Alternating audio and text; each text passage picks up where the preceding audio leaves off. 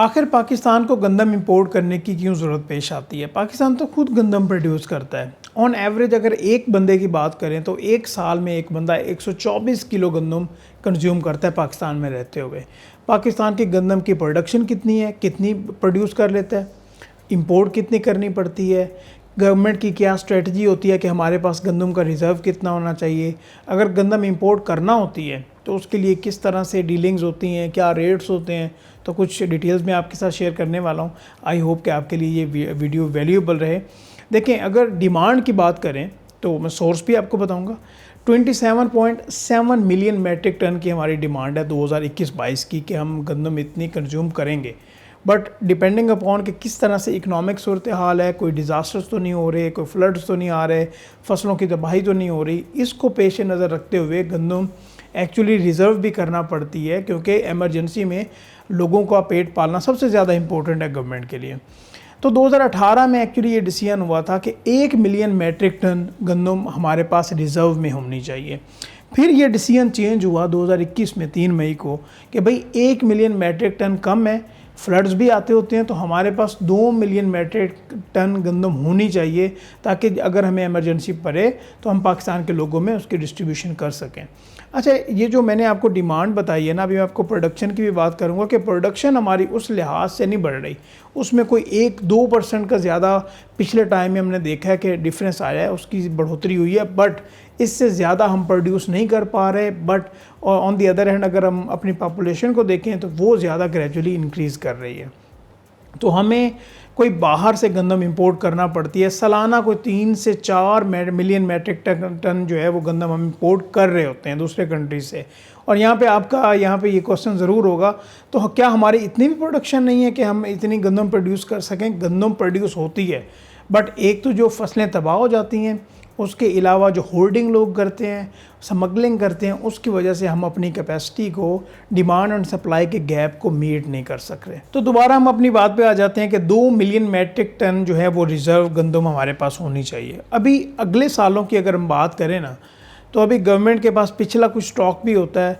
तो गवर्नमेंट ने यह कहा कि भाई हमारे पास तकरीबन 1 मिलियन मैट्रिक टन जो है वो पीछे से आ रहा होगा, और अब जो हमने डिसाइड किया था ना कि हमारे पास रिज़र्व में 2 मिलियन मैट्रिक टन होगा, पहले हमारे पास 1 मिलियन मैट्रिक टन है, तो हम मैक्सिमम जो है ना 1 मिलियन मैट्रिक टन बाहर के जो मुल्क हैं वहाँ से हम इंपोर्ट कर लेते हैं, और इंपोर्ट के लिए कोटेशंस लेते हैं, वो इंटरनेशनल टेंडर्स भी करते हैं, और गवर्नमेंट टू गवर्नमेंट एग्रीमेंट भी हो जाते हैं, उनकी डीलिंग्स हो जाती हैं।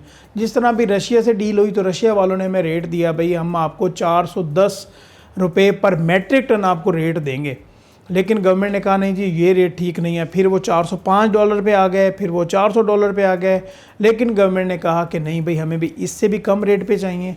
और अगर हम इंटरनेशनल ग्रेन और काउंसिल की बात करें जो लंदन में है, तो उन्होंने कहा भाई हम आपको कम रेट पे दे सकते हैं, 353 या $2 पर मैट्रिक टन पे हम आपको गंदम दे देते हैं, बट जो फ्रेट चार्जेस होंगे या प्रीमियम होगा तो वो आपको खुद पे करना होगा।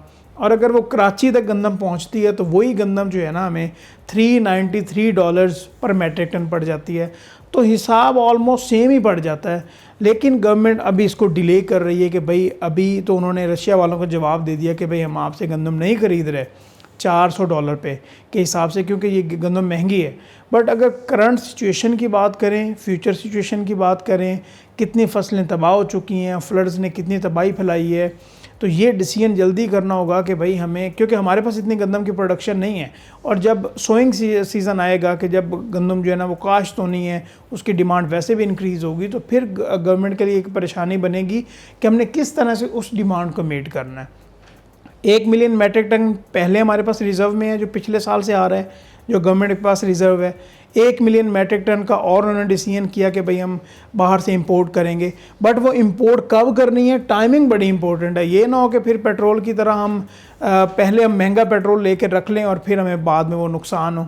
तो हमें डिसीजन जल्दी करना पड़ेगा, अदरवाइज़ ये वैसे ही हमें नुकसान होगा। और फूड इन्फ्लेशन अगर बात की जाए इंटरनेशनल लेवल पे, तो सिर्फ पाकिस्तान में नहीं, all over the world food inflation बहुत ज़्यादा है। आफ्टर पेंडेमिक फूड इन्फ्लेशन बहुत ज़्यादा बढ़ चुकी हुई है, जिसकी वजह से ट्रांसपोर्टेशन भी काफ़ी ज़्यादा इफेक्ट हुई है, जो अभी तक भी नॉर्मलाइज नहीं हो पा रही। तो गवर्नमेंट ने ये डिसीजन अगर करना है कि भाई कहाँ से हमें गंदम मंगवानी है, कब मंगवानी है, तो उसको एज सुन एज पॉसिबल करना होगा। ऑन द अदर हैंड ये जो गंदम की स्मगलिंग होती है कि भाई हमारी जो फसलें हैं वहाँ से गंदम की प्रोडक्शन आ गई, अफ़गानिस्तान में गंदम जा रही है, ईरान में स्मगल हो रही है, तो इसको एक्चुअली कुछ स्टेप्स लेना होंगे कि गंदम की जो स्मगलिंग है उसको हम रोक सकें। अदरवाइज़ ना हम अपनी प्रोडक्शन जो है उसको पूरा कर सक रहे हैं, ना इंपोर्ट के लिए डिसीजन कर पा रहे हैं। तो अल्टीमेटली क्या होगा कि गंदम भी जो अभी 3,000 रुपये पे है वही 4,000 रुपये में मिलेगी। तो हमें कुछ डिसीजंस करने चाहिए और टाइमली डिसीजंस करने चाहिए। आई होप कि ये आपके लिए वैल्यूएबल रही हो, तो अपने फ्रेंड्स के साथ भी ज़रूर शेयर कीजिएगा। अस्सलाम वालेकुम।